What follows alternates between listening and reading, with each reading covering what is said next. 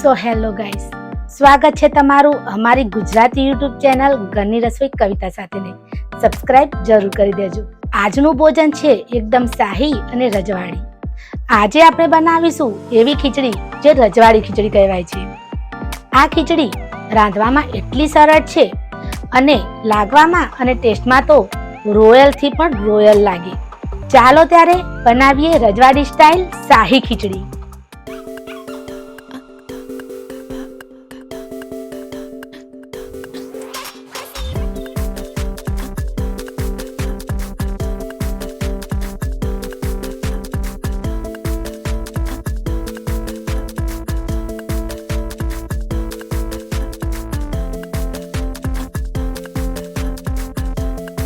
તો મેં અહીં 3 મીડિયમ કટોરી ખીચડીના ચોખા લીધા છે.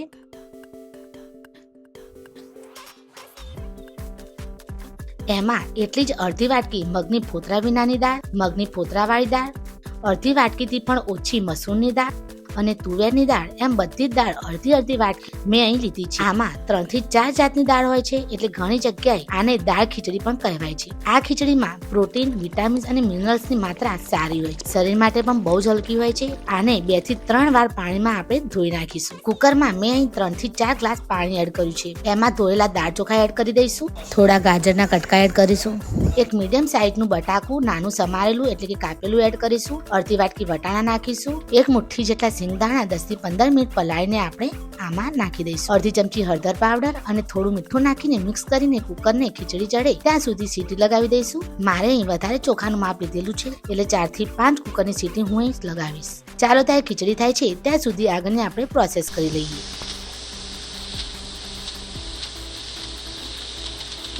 ખીચડીના ચોખા અને શાકભાજી ચડી જાય એટલે આપણે આ ખીચડીને વઘારવાની છે. તો એના માટે મેં અહીં થોડું લસણ લીધું છે અને 2 ચમચી લાલ મરચું પાવડર લીધું છે. આ બંનેને સાથે કૂટી લેવાનું છે. આ પેસ્ટ આપણે વઘારમાં એડ કરવાની છે. આને હાલ સાઈડમાં આપણે મૂકી દઈશું.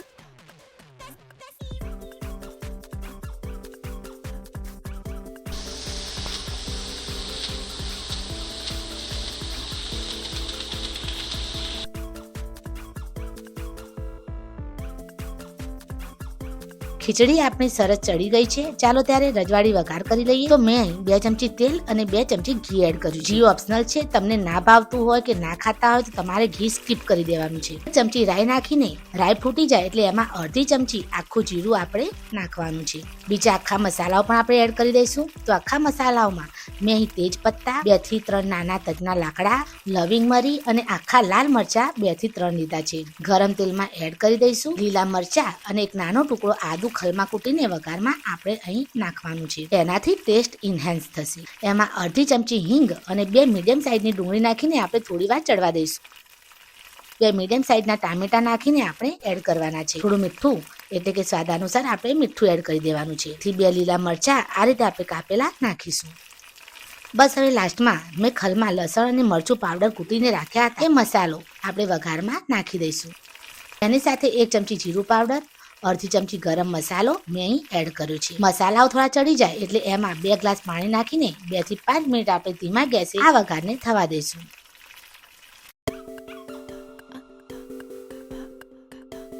શેકેલા જીરાનો પાવડર અડધી ચમચી નાખીશું. એનાથી સુગંધ અને ફ્લેવર બંને વધી જશે.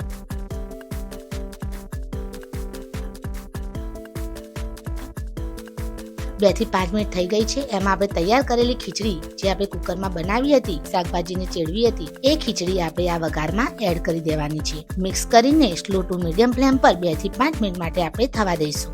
મેં અહીં વધારે ક્વોન્ટિટીમાં રજવાડી શાહી ખીચડી બનાવી છે, કેમ કે મારે લક્ષ્મી માતાના વ્રતની ઉજવણીમાં ક્યાં છોકરીઓને જમાડવાની. પણ તમે તમારા ફ્રેન્ડ્સ, ફેમિલી અને વ્યક્તિઓના હિસાબથી ઇન્ગ્રેડિયન્ટ્સમાં ઓછું વધારે કરી દેવાનું છે. તો રજવાડી ખીચડી તૈયાર છે.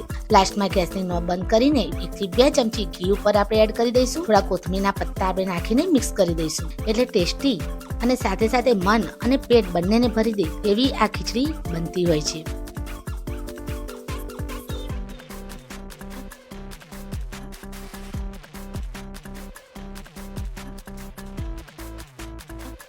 તો રજવાડી ખીચડી પણ તૈયાર છે અને છોકરીઓને જમાડવા માટે બીજું પણ ખાવાનું આપણે રેડી કરી દીધું. ચાલો ત્યાં જમાડી દઈએ નાની નાની છોકરીઓને. આગળ વિડીયો પૂરો જોજો, કેમ કે હું આપીશ તમને દરેક વિડીયોમાં એક સારી ટીપ જે તમારે કામમાં આવે.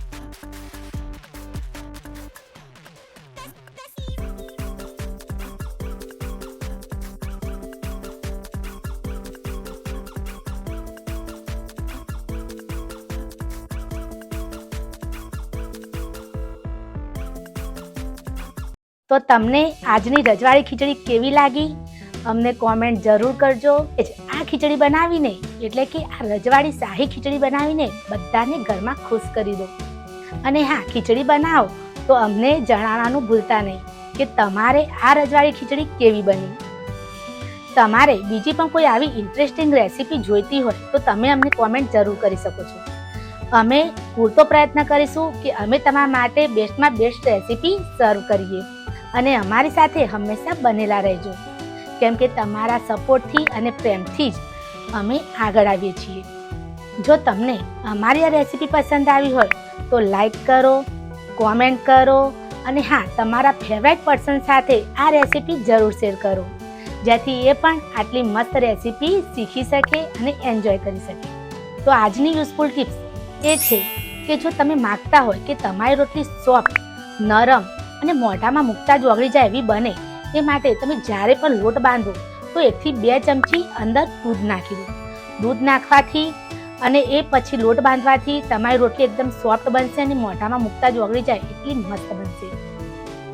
આઈ હોપ કે તમને આજની રેસીપી પણ પસંદ આવી હશે, આજની યુઝફુલ ટિપ્સ પણ પસંદ આવી હશે. તમારી પાસે પણ કોઈ એવી ટિપ્સ હોય રસોઈને લગતી, હેલ્થને લગતી, કિચનને લગતી, તો તમે અમારી સાથે શેર કરી શકો છો, જેથી આપણે એ ટિપ્સ બીજા સાથે શેર કરીએ, એમનો ઉપયોગમાં આવે.